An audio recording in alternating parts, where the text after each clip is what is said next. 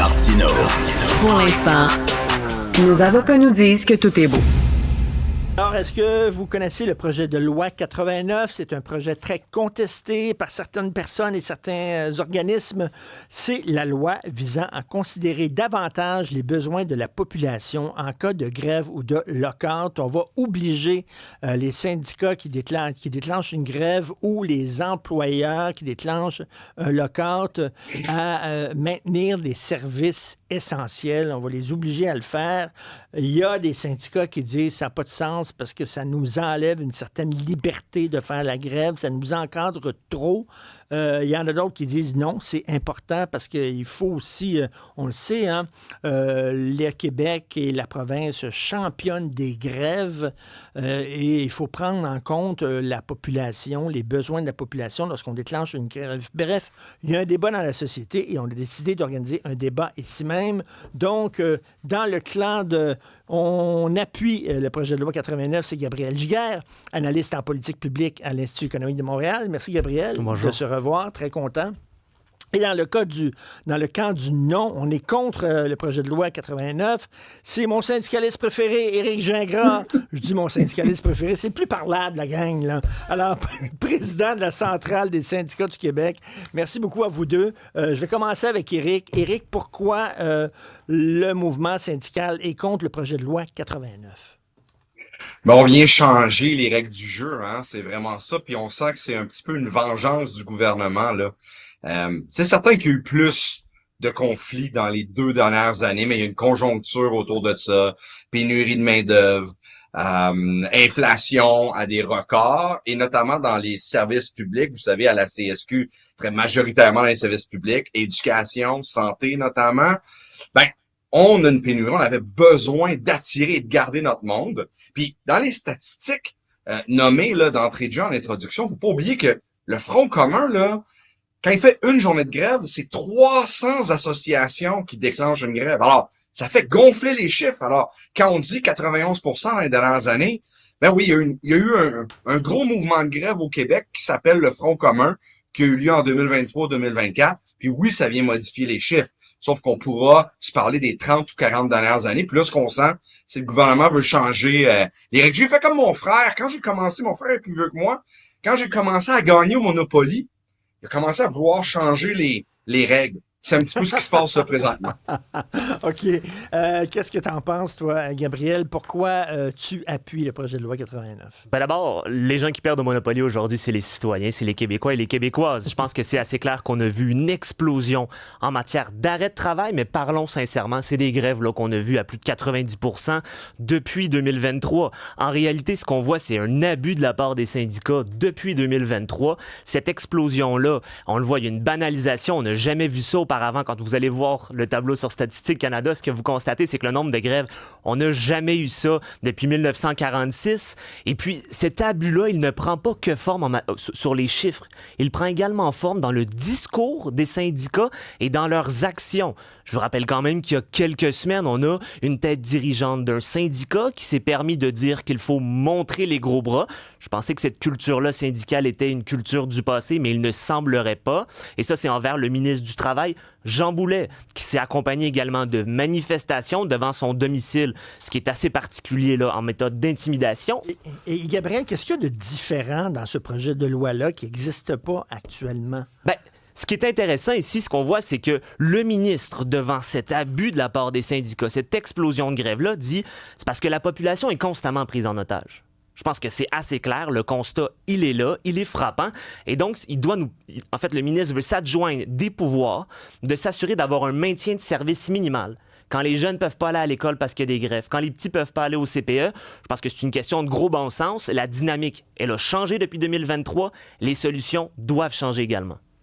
Alors, écoute, Éric, tu es un leader syndical, mais tu es aussi un citoyen. Veut dire, tu vas à l'hôpital quand tu es malade, puis je sais pas si tu as des enfants, mais tes enfants vont à l'école, etc. Et tu comprends que pour les citoyens, quand il y a une grève qui paralyse pas mal de choses, c'est pas drôle. Mais non, mais en même temps, c'est ça une grève, c'est ça le rapport de force. Faut faire attention aux termes qu'on utilise, là, l'abus des syndicats, puis là on parle de manifestations qui ont eu lieu dans les dernières semaines, soit dit en passant, qui ont été dénoncées par moi-même et par aussi mes collègues. Là. Ça, je veux quand même le dire parce qu'on en parle, mais on oublie souvent de dire cet élément-là. Puis en même temps, oui, effectivement, ça dérange, mais là, c'est bien, hein, on parle des 2 dernières années, on parle depuis 2023. Pourquoi? Parce qu'il y a eu des décisions de la Cour suprême qui est venu rendre constitutionnel, donc intégrer dans la Constitution le droit de faire une grève. Mais j'entends pas M. Giguère parler des 40 ou des 35 années qui ont précédé, où ça a été à coup de loi spéciale, à coup de 0% d'augmentation. Ça, c'était tout correct. Alors que ça penchait du côté patronal, où là, c'est vraiment le gouvernement qui avait le gros bout du bâton. Là, maintenant, ben, on parle justement du fait que, ben oui, ça revirait un peu. Et je fais juste rappeler quelque chose, là. Si vous posez la question à la population s'il appuie les syndicats, ils vont vous dire non, bien sûr, puis vous avez des chiffres. Par contre, si vous demandez s'ils appuient les travailleuses et les travailleurs du secteur public, les femmes qui travaillent en éducation, ils vont vous dire oui. Alors faites attention aux termes puis aux chiffres qu'on donne, parce que les travailleuses et travailleurs, les profs, les infirmières, le personnel de soutien, les professionnels, ça, c'est des gens qui sont appuyés par la population et c'est eux qui ont fait la grève et jusqu'à la toute fin. Jusqu'au mois de décembre, ils étaient appuyés. Puis je parle du Front commun, là. Est-ce qu'il y a eu des moments où il y a eu d'autres groupes qui ont fait peut-être un peu plus? Mais ça, c'est un groupe. On peut pas baser un projet de loi là-dessus. Qu'est-ce que ce projet de loi-là va vous empêcher de faire? Vous allez pouvoir continuer de déclencher des grèves, là. Ouais. Entre ce que dit le ministre Boulay puis ce qui est écrit dans le projet de loi, c'est deux choses. Le ministre Boulay a toujours utilisé, dire, on va protéger le droit des élèves, donne tout le temps les élèves autistes, hein, donner cet exemple-là. C'est pas ça que ça dit, le texte de loi. Le texte de loi, il dit que on va envoyer ça au TAC, puis on va créer, c'est ça que c'est, on va créer du nouveau droit. Alors, on sait pas. Alors, le TAC pourrait dire, ben maintenant, les profs, à chaque jour de grève, ils doivent, comme par exemple à l'hôpital, faire 80% de leur journée. Alors, on s'entend que Madame Lebel, ou n'importe quelle présidente du Conseil du Trésor, le rapport de force, il vient de complètement changer avec ces éléments-là. Et on voit très bien ce que ça donne. Mais on va le contester, puis ça, c'est le bout, par exemple. Nous, on juge que c'est inconstitutionnel, là, cet élément-là, puis ça, c'est clair pour nous. Est-ce qu'on donne trop de pouvoir, justement, aux employeurs ou au gouvernement? Je ne pense pas, absolument pas. On les a vu, l'explosion des grèves au cours des dernières années, d'une part. Maintenant, Non, faut mais comprendre... avec ce projet de loi-là, là, Je pense que l'explosion du nombre de grèves, c'est une réelle problématique et ça nécessite de nouvelles approches et celle-ci me semble tout à fait convenable. Encore une fois, c'est pas les syndicats pourquoi? contre... C'est pour rééquilibrer l'équilibre. On n'a pas le choix de rééquilibrer le tout parce qu'on est dans un déséquilibre où il y a une banalisation d'aller en grève par les syndicats qui constitue en partie l'abus de la part des syndicats. Et donc, il faut que le gouvernement réagisse. Maintenant, c'est pas les syndicats contre le gouvernement.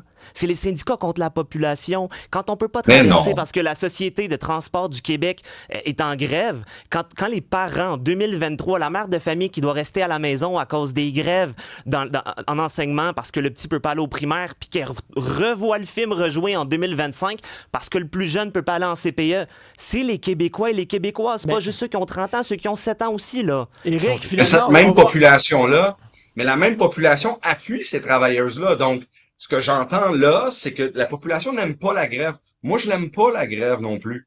Par contre, il arrive des moments où il faut demander, s'assurer là que le gouvernement suit, puis c'est ce qu'on a fait à la ronde de négociation. Éric, c'est finalement ce projet de loi-là que j'ai dans les mains ici, là, ce projet de loi-là va vous enlever la capacité de pogner, de tenir les gens par les chenolles. Excuse-moi, c'est ça en bon québécois, là. Vous tenez la population par les bijoux de famille. Puis là, non, mais je réitère.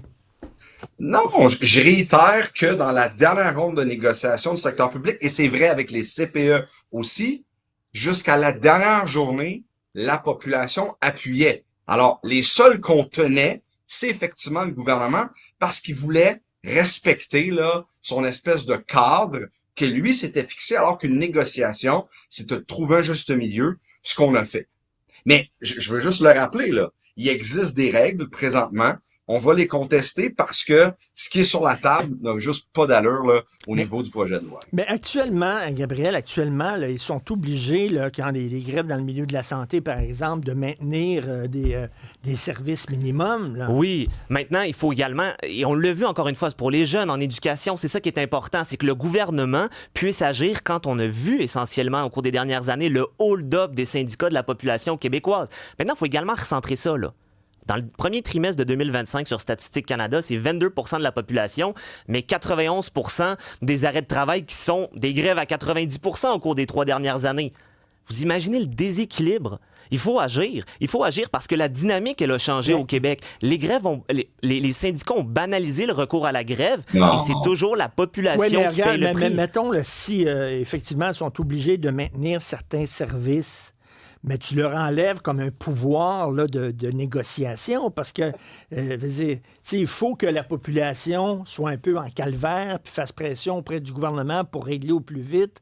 C'est ça qui fait que ça débouche. Mais là, s'ils sont obligés de maintenir des services, la population ne sentira pas qu'il y a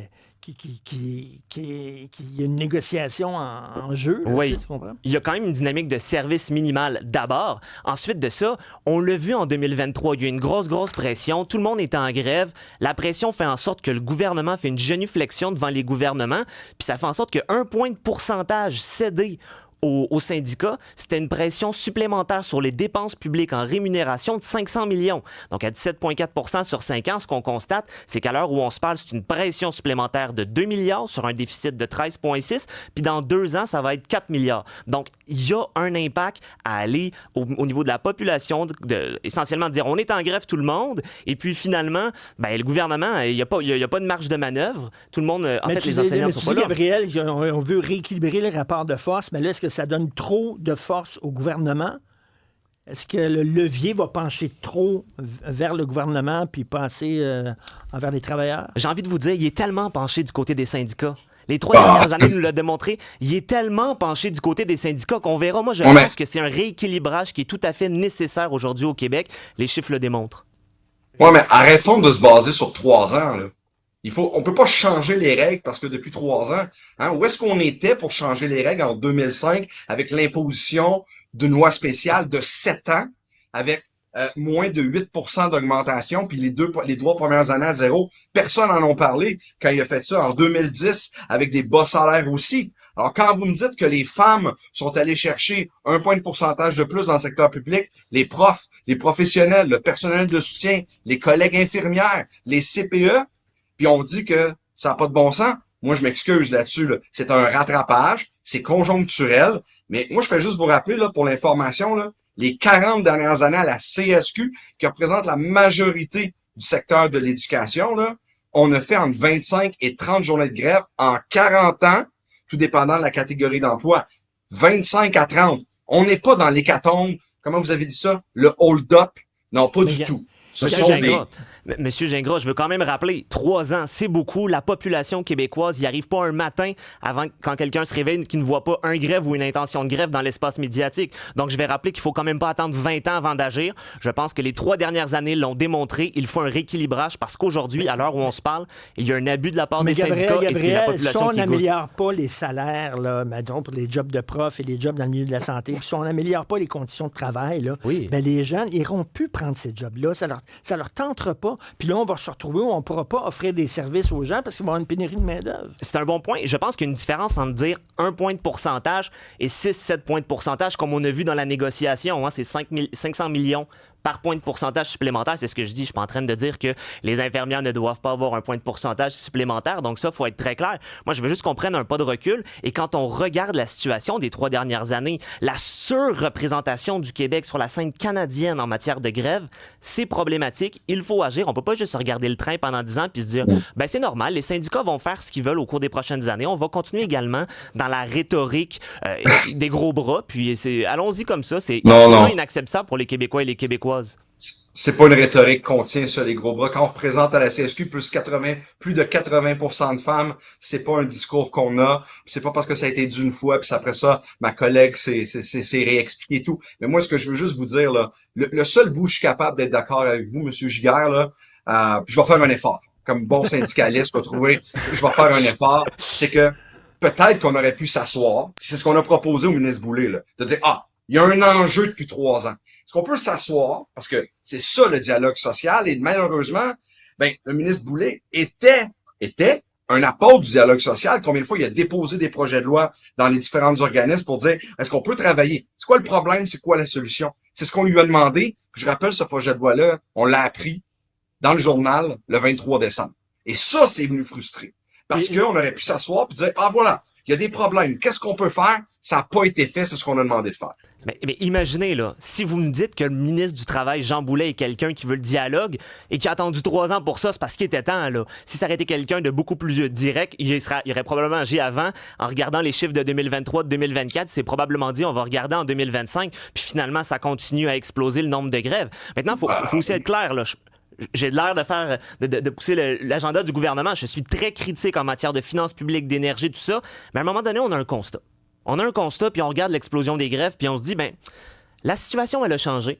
Les règles doivent changer parce que pour le moment, il y en a un déséquilibre. Mais les derniers 3 ans, effectivement, il y a eu beaucoup de grèves, tout ça. Mais écoute, il y avait vraiment une mise à jour à faire là, au point de vue des conditions de travail, puis au point de vue du salaire de ces gens-là. Là.